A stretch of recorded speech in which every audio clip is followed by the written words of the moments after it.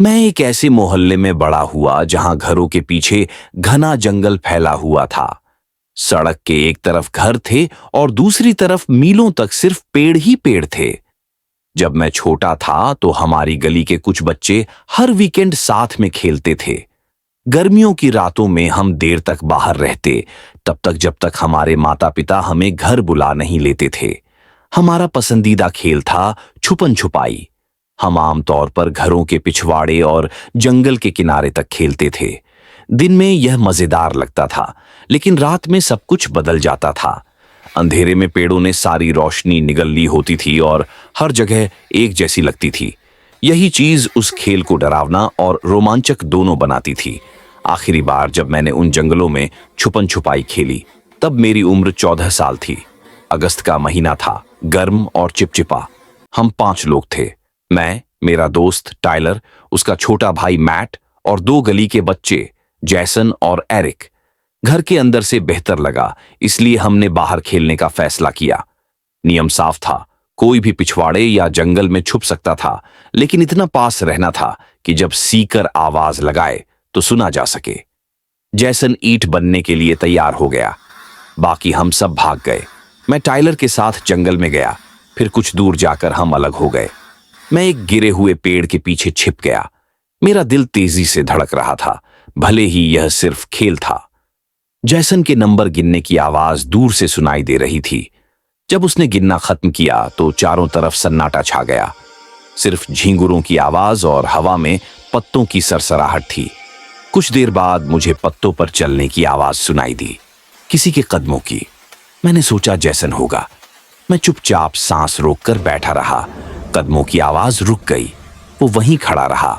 मैंने कई सेकंड इंतजार किया, पर कोई हरकत नहीं हुई। मेरी गर्दन के पीछे का हिस्सा झंझना उठा। मन किया पूछ लूं कौन है, पर खेल के नियम याद आए। अगर मैंने आवाज की तो पकड़ा जाऊंगा। मैं चुप रहा। फिर कुछ देर बाद वो कदम फिर चलने लगे और जंगल के अंदर गहराई में जाते रहे। मैंने और इंतजार किया, फिर धीरे से बाहर निकला। तभी जैसन की आवाज आई, राउंड खत्म। मैं जल्दी से वापस गया और बाकी सब वहां मिल गए। जैसन ने टाइलर और एरिक को पकड़ा था, लेकिन मुझे और मैट को नहीं। 1 मिनट बाद मैट हंसता हुआ मिट्टी से लथपथ बाहर आया। उसने कहा, कोई मुझे ढूंढ ही नहीं सकता था। मैंने बताया कि मैं पेड़ के पीछे छिपा था और किसी ने लगभग मुझे पकड़ लिया था। लेकिन जैसन ने कहा कि वो तो जंगल के अंदर गया ही नहीं था, बस पहले कुछ पेड़ों तक ही गया था। मैं उलझ गया, तो फिर वो कौन था जो मेरे पास से गुजरा? सबने कंधे उचकाए और खेल जारी रहा। अब मेरी बारी थी ईंट बनने की। मैंने जोर से गिनती गिनी और सब छुपने चले गए। मैंने पहले पिछवाड़े में खोजा, फिर जंगल की ओर गया, एक एक पेड़ के पीछे टॉर्च की रोशनी मारता हुआ।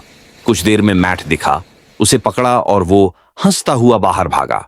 अब सिर्फ जैसन बाकी था। तभी फिर वही आवाज आई, पत्तों पर चलने की, वही भारी कदम। रोशनी डाली पर कुछ नहीं दिखा। मैं धीरे धीरे आगे बढ़ा। कदम रुक गए। कुछ सेकंड बाद पीछे से जैसन की आवाज आई, राउंड खत्म। मैं घूम गया। जैसन घर की ओर लौट रहा था। मैंने पूछा, क्या तुम अभी जंगल के अंदर थे? उसने कहा, नहीं, मैं तो घर के पास ही छिपा था। मेरे गले में डर का गोला सा बन गया। 2 बार अब किसी अनजान के चलने की आवाज सुनी थी। मैंने खुद को समझाया कि शायद कोई जानवर होगा, पर कदम बहुत भारी लग रहे थे, किसी इंसान जैसे। कुछ और राउंड खेले, लेकिन मेरा ध्यान बस उन्हीं आवाजों पर था। हर बार लगता कोई हमें देख रहा है। एक बार तो किसी साए जैसी चीज भी दिखी, पर जैसे ही टॉर्च घुमाई गायब हो गई।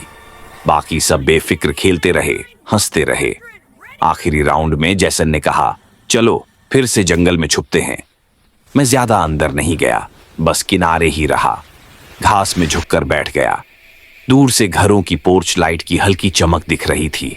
जैसन की गिनती खत्म हुई और फिर वही सन्नाटा। कुछ मिनट बाद मुझे एक बहुत धीमी फुसफुसाहट सुनाई दी, इतनी हल्की कि शब्द समझ नहीं आए, पर बहुत पास से आ रही थी। मेरा पूरा शरीर जड़ हो गया। मैंने धीरे से सिर उठाया, पर कोई नहीं दिखा। फिर वही कदमों की आवाज पेड़ों के बीच से गुजरती हुई। मैं कांपने लगा। तभी जैसन ने खेल खत्म होने की आवाज लगाई। सभी बच्चे हंसते हुए एक एक कर बाहर आए। मैंने उन्हें बताया कि मैंने किसी को फुसफुसाते सुना, लेकिन वो सब हंस पड़े। बोले, मैं मजाक कर रहा हूँ। मैंने कुछ नहीं कहा, पर अंदर से मुझे यकीन था कि जो मैंने सुना वो असली था। हम सब टायलर के घर के लॉन में बैठे कोल्ड ड्रिंक पी रहे थे। तभी मैट ने पूछा, क्या तुम लोगों ने उस आदमी को नहीं देखा? सब चौंक गए। उसने कहा, जब वो छिपा हुआ था तो उसे एक लंबा आदमी जंगल में खड़ा दिखा, स्थिर, बस हमें देखता हुआ। जैसन बोला, पागल हो गया है तू। बाकी सब हंसे, लेकिन मेरा सीना कस गया, क्योंकि मुझे लगा मैट सच बोल रहा है। उस रात के बाद हम कभी जंगल में छुपन छुपाई नहीं खेले। मैं देर तक छत की ओर देखता रहा, नींद नहीं आई। आज भी जब अंधेरे में पत्तों के चरमराने की आवाज सुनता हूं तो वही रात याद आ जाती है। वो फुसफुसाहटें, वो कदम और वो आदमी। शायद वो कोई अजनबी था जो वहां से गुजर रहा था। शायद वो कोई था जो हमेशा वहीं रहता था। बस इतना पता है, जब तुम अंधेरे जंगल में छिपते हो तो कभी नहीं जानते कि वहां और कौन छिपा हुआ है।